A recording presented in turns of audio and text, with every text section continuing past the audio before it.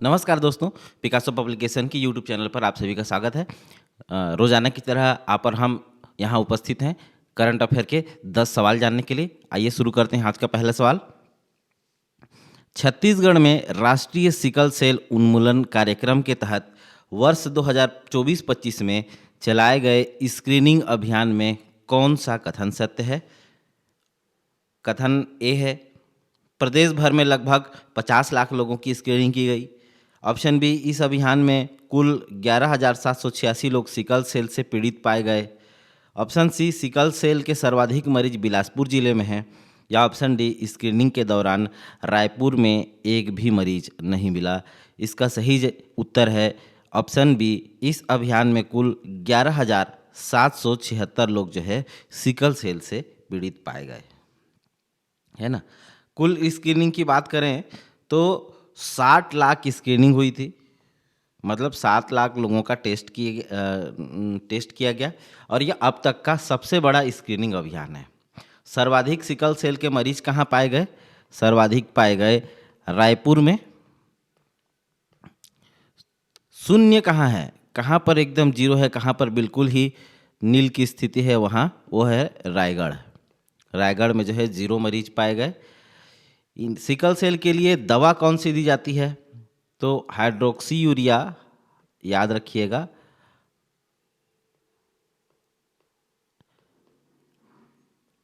Hydroxy urea sickle cell के लिए दवा दी जाती है ना। और सिकल सेल बीमारी क्यों होता है? ये एक तो जेनेटिक है, मदर फादर से ट्रांसफ़र होने वाला जेनेटिक डिसीज़ है, और इसके अलावा इसमें जो है आरबीसी हंसियाकार हो जाती है। हंसियाकार को ही क्या कहते हैं? सिकल कहते हैं। सिकल सेल आकार की हो जाती है, अर्थात ऐसे आकार की हो जाती है, उसको सीधा रहना चाहिए, जबकि वो ऐसे हंसिया आकार की हो जाती है, जिस कारण जो है कि सफिशेंट क्वांटिटी में जो है ऑक्सीजन का फ्लो नहीं हो पाता है ना। इससे शरीर में दर्द वगैरह बहुत ज़्यादा होता है, देखा ही होगा आप लोगों ने सिकल सेल वालों को। आइए आगे बढ़ते हैं दूसरे सवाल की ओर। हाल ही में केंद्र सरकार ने आंगनबाड़ी केंद्रों में हॉट कुक्ड मील योजना की निगरानी के लिए पायलट प्रोजेक्ट कितने राज्यों में शुरू करने का निर्णय लिया है? ऑप्शन ए 4 राज्यों में, ऑप्शन बी 10 राज्यों में, ऑप्शन सी 6 राज्यों में, या ऑप्शन डी पूरे भारत में एक साथ। इसका सही जवाब है 6 राज्यों में जो है पायलट प्रोजेक्ट के रूप में शुरू करने का निर्णय लिया है ना। मंत्रालय इस पर कौन काम करेगी? जवाबदेह मंत्रालय कौन होगी इस पर? तो महिला एवं बाल विकास मंत्रालय, है ना। और ये किस मिशन के तहत लाया जाएगा? पोषण 2.0 के तहत जो है ये लाया जाएगा। क्या? हॉट कुक्ड मील, है ना। निगरानी इसमें कैसे की जाएगी? तो निगरानी के लिए पिछले हफ्ते हमने पढ़ा था, पोषण ट्रैकर ऐप के माध्यम से निगरानी की जाएगी। और डेली बेसिस में जो है खाना खिलाते हुए, भोजन वितरण करते समय जो है फोटोग्राफ लेना आवश्यक है ना, फोटोग्राफ लेना। अब टोटल आंगनबाड़ी पूरे देश में देखें तो 14,02,000 लगभग जो है आंगनबाड़ी पूरे भारत देश में है। और छत्तीसगढ़ में कुल आंगनबाड़ी की बात करें तो 52,474 छत्तीसगढ़ में आंगनबाड़ी की संख्या है। ये आंकड़े आप लोग याद रखिएगा, जिसमें मुख्य आंगनबाड़ी कितने हैं? 46,660 और मिनी आंगनबाड़ी 5,814। ठीक है, टोटल 52,474। आगे बढ़ते हैं तीसरे सवाल की ओर। तीसरा सवाल है, हाल ही में लोकसभा द्वारा पारित केंद्रीय उत्पाद शुल्क संशोधन विधेयक 2025 के संदर्भ में निम्नलिखित कथनों पर विचार कीजिए। कथन पहला है, सिगरेट पर बढ़ाई गई लेवी एक उपकर है, शेष है, जिसे राज्यों के साथ साझा नहीं किया जाएगा। विकल्प दूसरा कहता है, कथन दूसरा कहता है, यह एक उत्पाद शुल्क है, एक्साइज ड्यूटी है, जो करों के विभाज्य पुल का हिस्सा होगा, डिविजिबल पुल का हिस्सा होगा। कथन तीसरा कहता है वित्त आयोग की सिफारिशों के अनुसार इसे राज्यों के साथ साझा किया जाएगा। देख लेते हैं इनमें से कौन सा से कथन सही है या है। ऑप्शन ए केवल एक, ऑप्शन बी केवल दो और तीन, ऑप्शन सी एक और तीन, या ऑप्शन डी एक, दो और तीन सभी। तो इसके तीनों कथन जो है सही हो जाएंगे।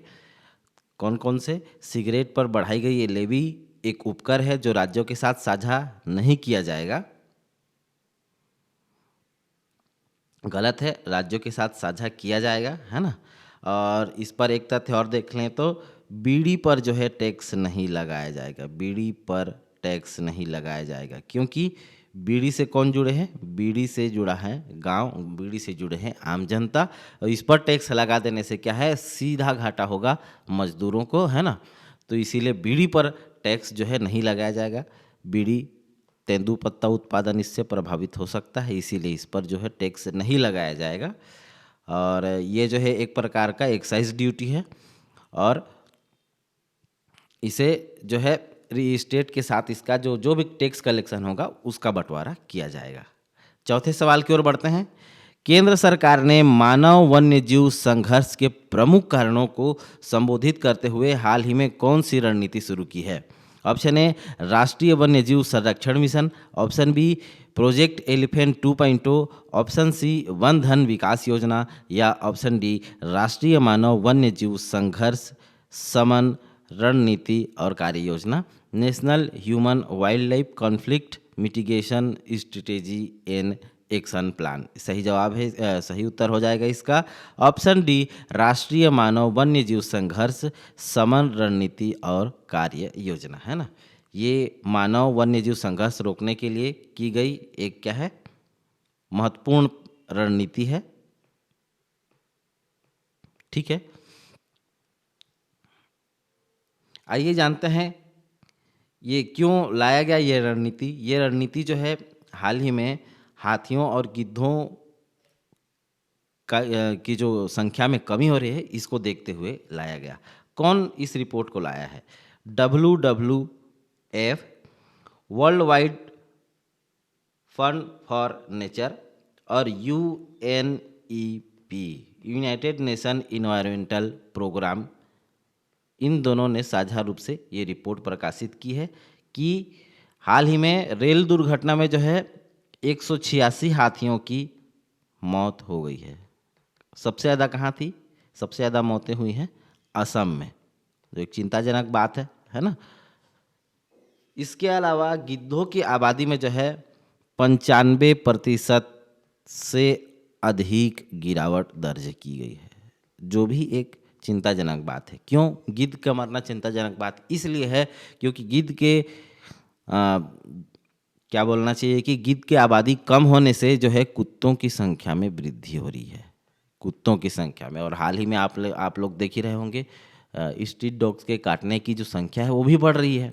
ये हमारे लिए खतरा हो रहा है, मतलब जो चेन सिस्टम है वो डिस्टर्ब हो रहा है ना। और गिद्धों के बारे में जो देखें आबादी कम क्यों हो रही है उसके पीछे एक मुख्य कारण क्या है कि ऑक्सीटोसिन जो एक दवाई है उसका उपयोग मवेशियों में किया जाना। मवेशियों में दूध बढ़ाने के लिए इस दवाई का उपयोग किया जाता है और जैसे ही मवेशी ख़त्म होता है उसे जब खुला में रखा जाता है तो उसे आकर खाता है गिद्ध और वो ख़त्म हो जाता है। इसी प्रकार से जो है गिद्ध की आबादी कम होती जा रही है, जो एक चिंताजनक बात है इकोसिस्टम के लिए, है ना। आगे बढ़ते हैं। पांचवा सवाल है गंगा यमुना जल डायवर्सन योजना के तहत किन दो नहरों को जोड़ने का प्रस्ताव है? ऑप्शन ए निचली गंगा नहर और पश्चिमी यमुना नहर, ऑप्शन बी शारदा नहर और ऊपरी गंगा नहर, ऑप्शन सी आगरा नहर और पूर्वी यमुना नहर, या ऑप्शन डी ऊपरी गंगा नहर और पूर्वी यमुना नहर। सही उत्तर हो जाएगा इसका ऊपरी गंगा नहर और पूर्वी यमुना नहर जो है दोनों को जोड़ने का प्रस्ताव जो है गंगा यमुना जल डायवर्सन योजना के तहत, है ना। और गंगा को साफ करने के लिए कौन सा अभियान चलाया जा रहा है? नमामि गंगे अभियान चलाया जा रहा है ना। आइए जानते हैं इससे संबंधित कुछ तथ्यों को। तो ये जो नहर लिंक प्रोजेक्ट है, ये आपका कहाँ पर ये बेसिकली पंजाब एरिया में होगा। आइए अगले सवाल की ओर बढ़ते हैं। हाल ही में मध्य प्रदेश फिल्म पर्यटन नीति 2.0 संशोधन 2025 के तहत पहली बार किस श्रेणी की फिल्मों को प्रोत्साहन देने के लिए शामिल किया गया? ऑप्शन ए शॉर्ट फिल्में, option B web series, option C documentary या ऑप्शन डी फीचर फिल्में। सही जवाब है इसका शॉर्ट फिल्में। इनको जो है पहली बार शामिल किया गया है शॉर्ट फिल्मों को। और मध्य प्रदेश फिल्म पर्यटन नीति 2.0 की बात करें तो इसमें विभिन्न प्रकार के जो है फिल्म निर्माण पर, फिल्म सिटी निर्माण पर जो है राज्य सरकार की ओर से अनुदान दी जाती है, ताकि मध्य प्रदेश में फिल्मों का निर्माण हो और उससे जो है उनके इनकम का एक सोर्स बने। इससे रिलेटेड एक तथ्य जान लेते हैं कि मुंबई में जो है सबसे ज़्यादा आय इस क्षेत्र से भी होती है। कहाँ से? बॉलीवुड इंडस्ट्री से, क्योंकि वहाँ पर आप लोगों ने देखा होगा कि बॉलीवुड वाले वहीं रहते हैं, वहीं शूटिंग वगैरह होती है, तो उससे एक प्रकार से आय जो है राज्य सरकार को होती है ना। 7वां सवाल की ओर बढ़ते हैं। हाल ही में प्रदूषण की रियल टाइम मॉनिटरिंग के लिए उद्योगों को कौन सी विशिष्ट प्रणाली ऑनलाइन स्थापित करने का निर्देश केंद्रीय वन मंत्रालय वन एवं पर्यावरण मंत्रालय ने दिया है ना। तो इसका ऑप्शन देख लेते हैं। वायु गुणवत्ता सूचकांक, एयर क्वालिटी इंडेक्स। विकल्प बी है राष्ट्रीय वायु कार्यक्रम NCAP, national clean air program. विकल्प सी है carbon credit tracking system CCTS, या ऑप्शन डी ऑनलाइन सतत उत्सर्जन निगरानी प्रणाली। सही जवाब है इसका option D online continuous emission monitoring system जो है प्रदूषण को देखते हुए उद्योगों को इसके लिए अनिवार्य कर दिया है। ये सिस्टम लगाना अनिवार्य है। कहाँ, किस एरिया में? दिल्ली NCR के एरिया में, है ना।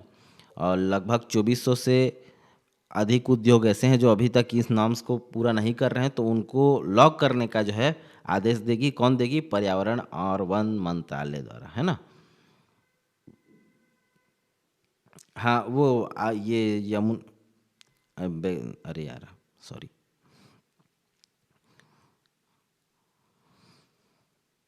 पर्यावरण एवं वन मंत्रालय के प्रभारी मंत्री कौन है ये जान लेते हैं। तो इसके प्रभारी मंत्री हैं भूपेंद्र यादव। पर्यावरण एवं वन मंत्रालय भूपेंद्र यादव जी हैं, है ना। और डेडलाइन कब तक डिसाइड की गई है? 31 दिसंबर तक जो है डेडलाइन डिसाइड की गई है ना।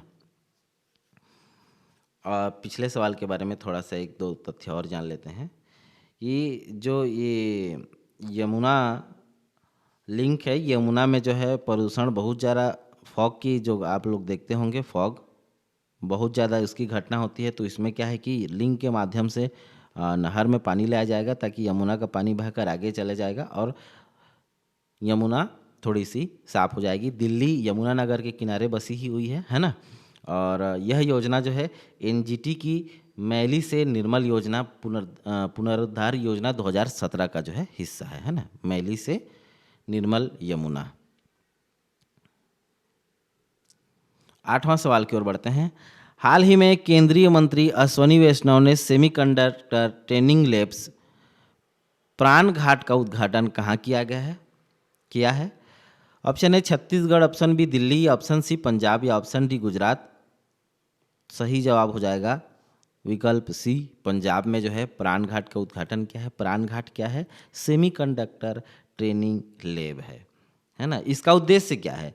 छात्रों और शोधकर्ताओं को उपकरण निर्माण और चिप इंजीनियरिंग में व्यवहारिक अनुभव प्राप्त करने में मदद करना, प्रैक्टिकल एक्सपीरियंस, है ना। चिप इंजीनियरिंग मतलब chip, silicon chip, semiconductor chip की बात हो रही है। चिप मतलब सस्ता वाला की बात नहीं हो रही है। छत्तीसगढ़ में बात करें तो चिप्स टू स्टार्टअप कार्यक्रम के तहत, चिप्स टू स्टार्टअप कार्यक्रम के तहत एनआईटी रायपुर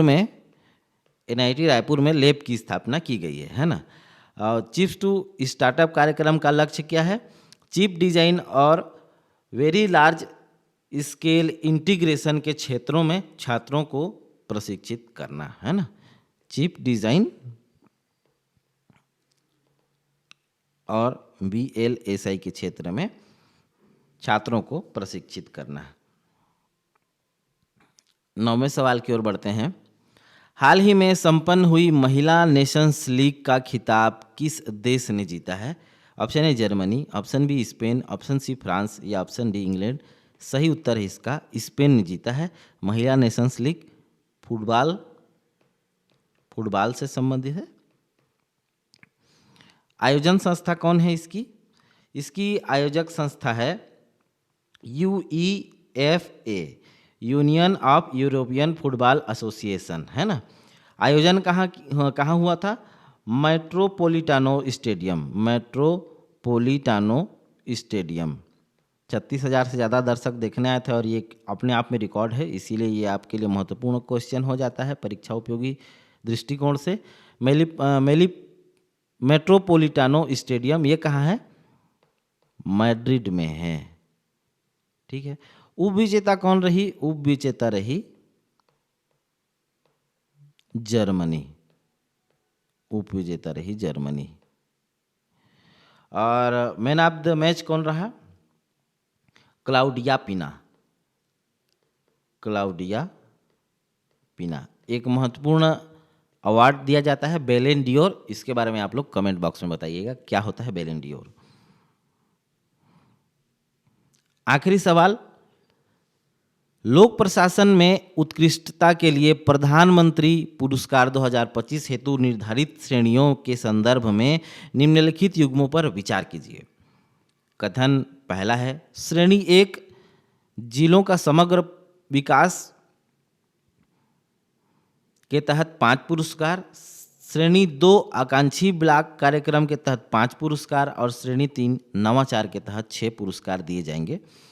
ऑप्शन ए केवल 1 सही है, ऑप्शन बी केवल 1 और 2 सही है, ऑप्शन सी 2 और 3 सही है या ऑप्शन डी 1, 2 और 3 तीनों सही हैं। सही जवाब हो जाएगा इसका, तीनों सही हैं। इस प्रकार से holistic development of district aspirational block कार्यक्रम में 5 पुरस्कार और इनोवेशन में 6 पुरस्कार दिए जाएंगे, है ना। मंजूरी कब मिली इसको? 1 दिसंबर 2025 को, हाल ही में। वितरण कब किया जाएगा पुरस्कारों का? 21 अप्रैल 2026। 21 अप्रैल को क्या है? 21 अप्रैल को है सिविल डे, है ना। भारत में सिविल सर्विसेज की शुरुआत आप लोग कमेंट बॉक्स में बताइएगा। आगे बढ़ते हैं। इनामी राशि इसमें कितनी जाएगी? 20 लाख रुपए की इनामी राशि इसमें दी जाएगी। मंत्रालय कौन जिम्मेदार है इसके लिए? अर्थात किस मंत्रालय ये कौन सा मंत्रालय ये पुरस्कार देगा? Ministry of personnel public and grievance and pension, है ना। इसके प्रभारी मंत्री कौन है? तो स्वयं PM नरेंद्र मोदी जो है, प्रधानमंत्री नरेंद्र मोदी इसके प्रभारी मंत्री हैं, है ना। इसके अलावा ministry of personnel public grievance and pension के लिए जो राज्य मंत्री कौन है? राज्य मंत्री हैं डॉक्टर जितेंद्र सिंह इसके प्रभारी राज्य मंत्री हैं, है ना। आज के लिए इतना ही। कल फिर मिलेंगे 10 नए सवालों के साथ। बने रहिए हमारे साथ। इसका फ्री PDF के लिए ज्वाइन करिए पिकासो पब्लिकेशन बिलासपुर। और शॉर्ट में देखने के लिए हमारे चैनल पर बने रहिए, आपको शॉर्ट्स भी मिलेगा रात में। आज के लिए बस इतना ही। Thank you for listening me. This is Sanjay Patel signing of.